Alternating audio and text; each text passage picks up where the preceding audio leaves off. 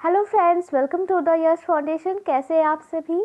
आज हम नया चैप्टर शुरू करने जा रहे हैं, मौर्य साम्राज्य। उनके बारे में अध्ययन करेंगे। मौर्य साम्राज्य महत्वपूर्ण शासक थे चंद्रगुप्त मौर्य। और ये जो चित्र आप देख रहे हैं ये सम्राट अशोक का है। ये भी मौर्य वंश से संबंधित थे। ये कलिंग विजय के समय का चित्र है। तो स्टार्ट करते हैं।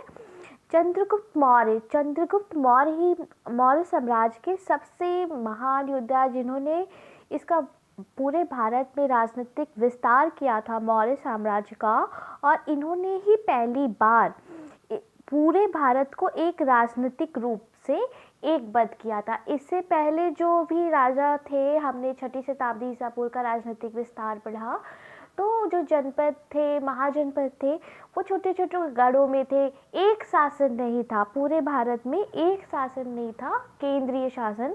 ऐसा सबसे पहले शुरुआत किसने की थी? सम्राट चंद्रगुप्त मौर्य ने। इस वजह से बहुत ही इम्पोर्टेंट है चंद्रगुप्त मौर्य। तो मौर्य साम्राज्य जो था, इसका शासन काल 323 ईसा पूर्व से 184 ईसा पूर्व के लगभग माना जाता है।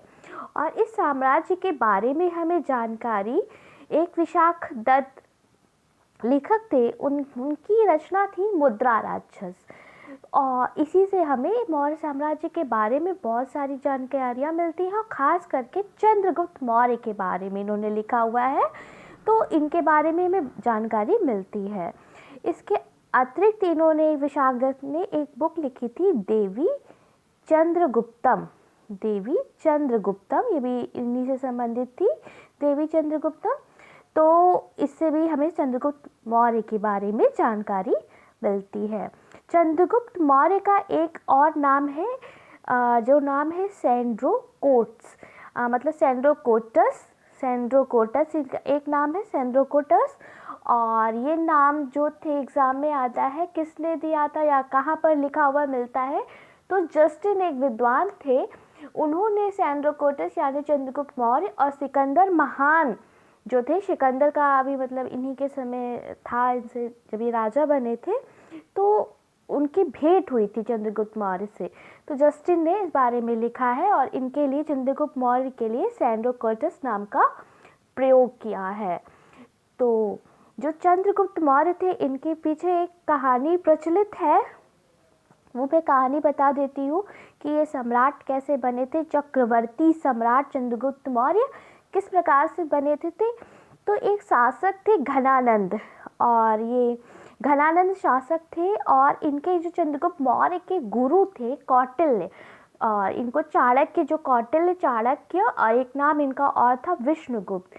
तो ये घनानंद नामक एक राजा थे, ये उनके पास जाते हैं और ये उनसे आग्रह करते हैं कि जो पौरस के राजा थे, जिन्हें सिकंदर ने हराया था, सेल्यूकस सिकंदर का सेनापति था, कि आप सेल्यूकस को मतलब हमारे देश से बाहर निकाल दीजिए।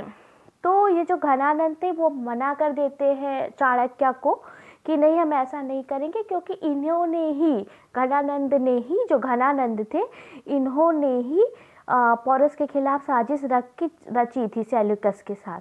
तो इन्होंने मना कर दिया। तो जिस वजह से जो ये कौटिल्य थे, काफ़ी इन्होंने कहा कि आपने एक ब्राह्मण की बात नहीं मानी, और इस तरह से मैं पूरे ये जो नंद वंश का शासन है, घनानंद किससे रिलेटेड थे? नंद वंश से। मैं कसम खाता हूँ कि मैं आप का पूरा वंश ही समाप्त कर दूंगा। और उसी के कारण ये चंद्रगुप्त मौर्य जो थे, एक ये किसी मतलब राजा के या क्षत्रिय परिवार से रिलेटेड नहीं थे चंद्रगुप्त मौर्य। इन्होंने इन्हें दीक्षा दी चंद्रगुप्त मौर्य को, और इन्हें सम्राट बनाया, ऐसी कहानी है।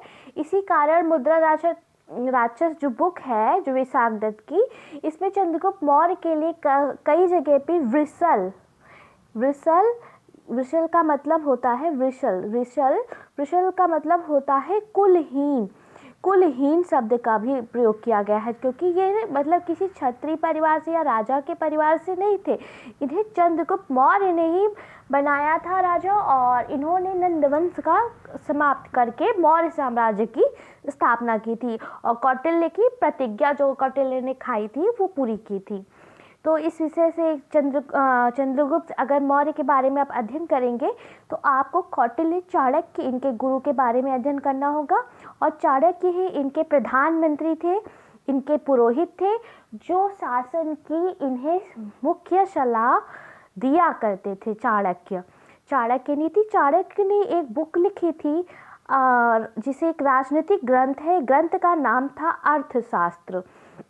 और ये टोटल इसका नाम अर्थशास्त्र है, लेकिन इसमें राजनीतिक सारी विशेषताएं के राजनीतिक ग्रंथ है ये।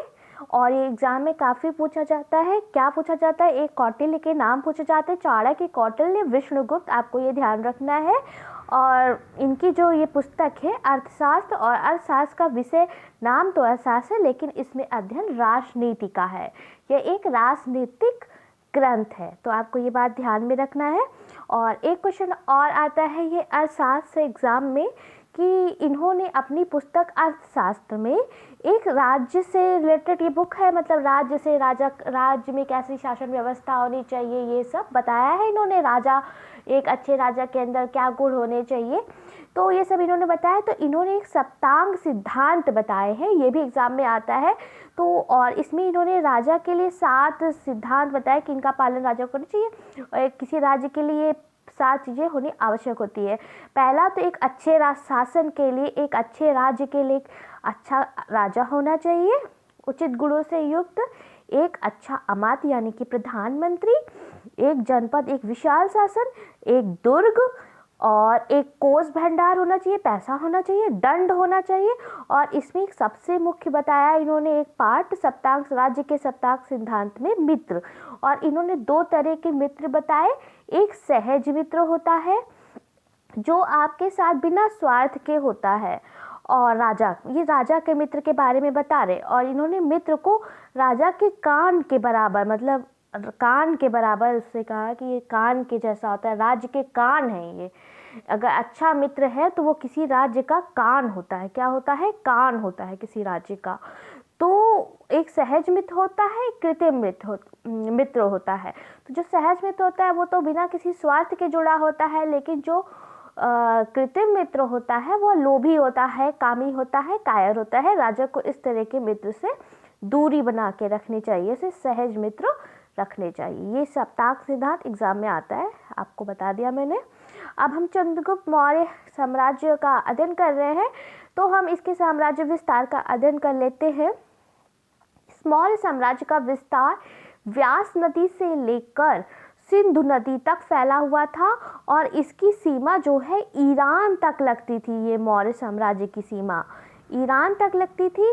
और जीवन के अंतिम समय में चंद्रगुप्त मौर्य के एक ये चक्रवर्ती सम्राट था, इसने पूरा शासन, पूरे भारतवर्ष में अपना शासन स्थापित किया था। इसका श्रेय इन्हें ही दिया जाएगा, क्योंकि दक्षिण भारत में, आगे चल के अभी हम अशोक के बारे में पढ़ेंगे, दक्षिण भारत में अशोक ने से केवल एक विजय की थी, कलिंग विजय, और बाकी सारी विजय जो है वो हमारे चंद्रगुप्त मौर्य जी ने की थी, इसलिए इन्हें चक्रवर्ती सम्राट कहा जाता है।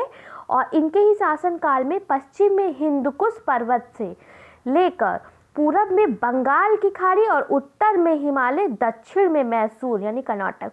सोच लीजिए इतना विशाल साम्राज्य इन्होंने पश्चिम उत्तर बनाया था, और ऐसा पहली बार हुआ था।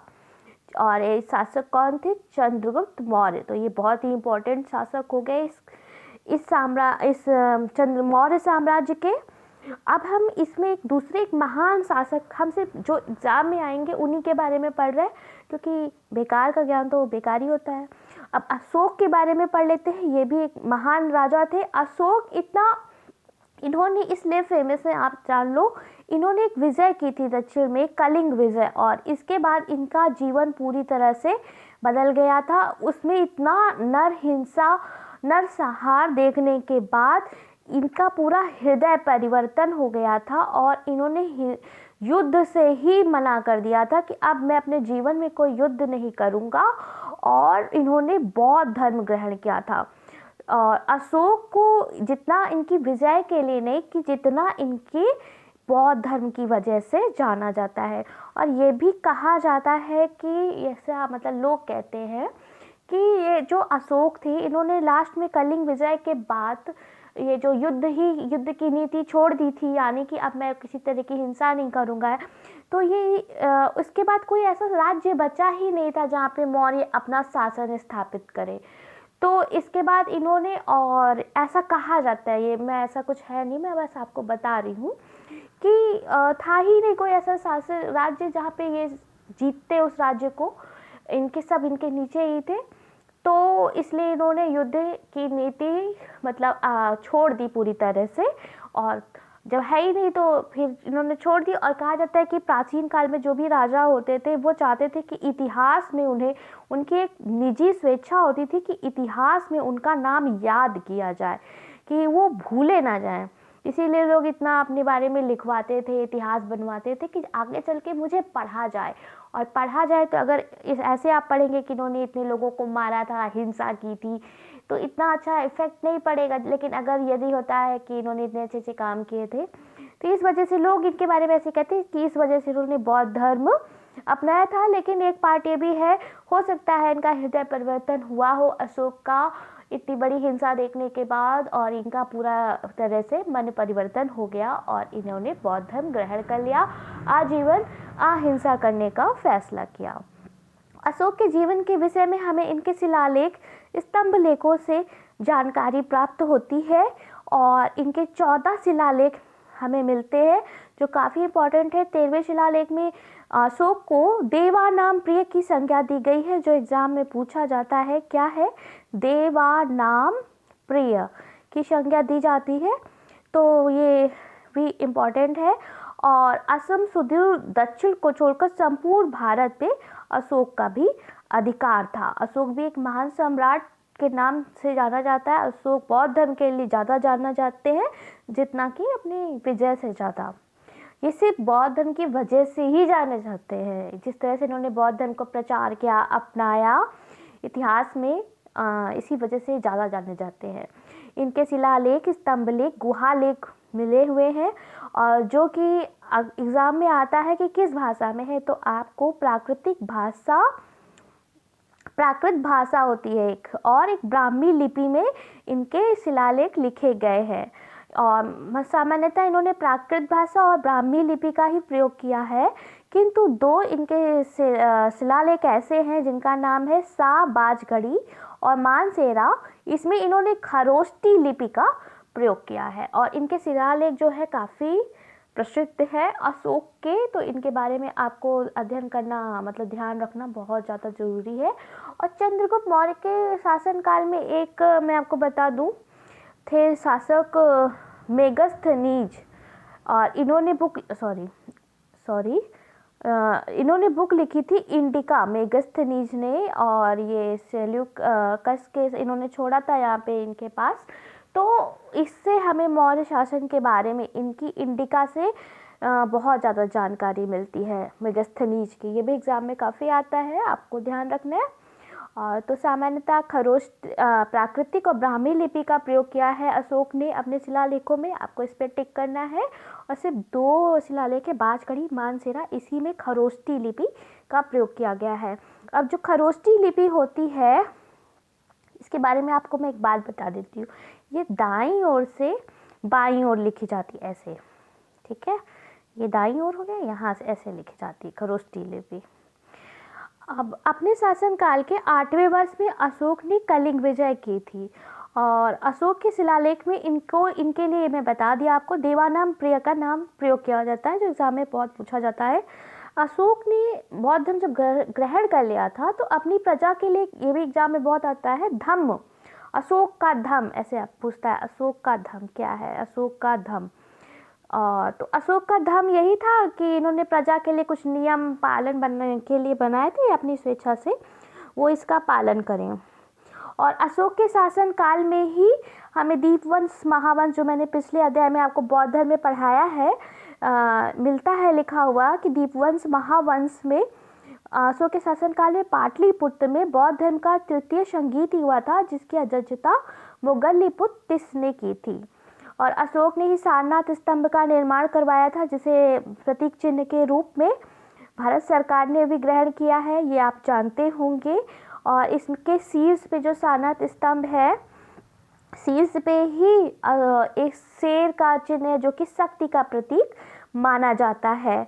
तो ये किसने बनवाया था? सारनाथ का स्तंभ, धमेक स्तूप, ये सब अशोक ने बनवाया था। साथ ही श्रावस्ती का सहेत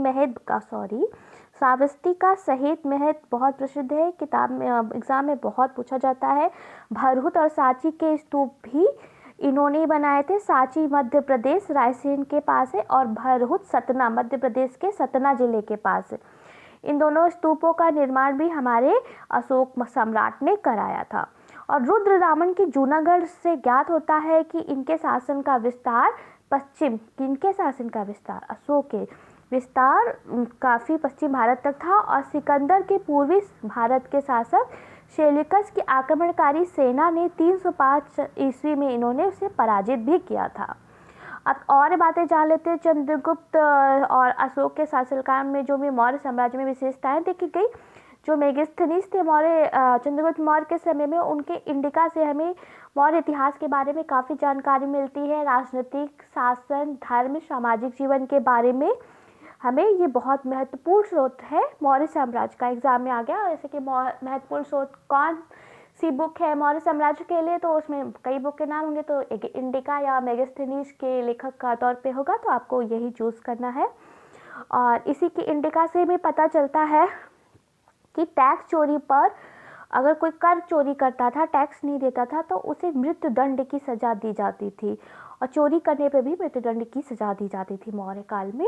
और मौर्य काल में जो सीता होता था उसको कृषि भूमि के लिए कहा जाता था और जो मतलब भूमि का अध्यक्ष होता था वो भी इससे रिलेटेड होता था और राजस्व इकट्ठा करने वाले व्यक्ति को समाहर्ता कहा जाता था। और एक एग्जाम में क्वेश्चन आता है, ये गिरनार क्षेत्र में जल संसाधन की व्यवस्था किसने बढ़िया तरीके से कराई थी? तो सम्राट अशोक और चंद्रगुप्त मौर्य ने ही ऐसी व्यवस्था कराई थी। और ये जो मौर्य साम्राज्य में, इसमें नगर का जो प्रशासन था नगर पालिका के द्वारा किया जाता था, जैसे कि आज के ज़माने में है। और इसका प्रमुख कौन क्या कहलाता था? प्रमुख को नागरक कहते थे।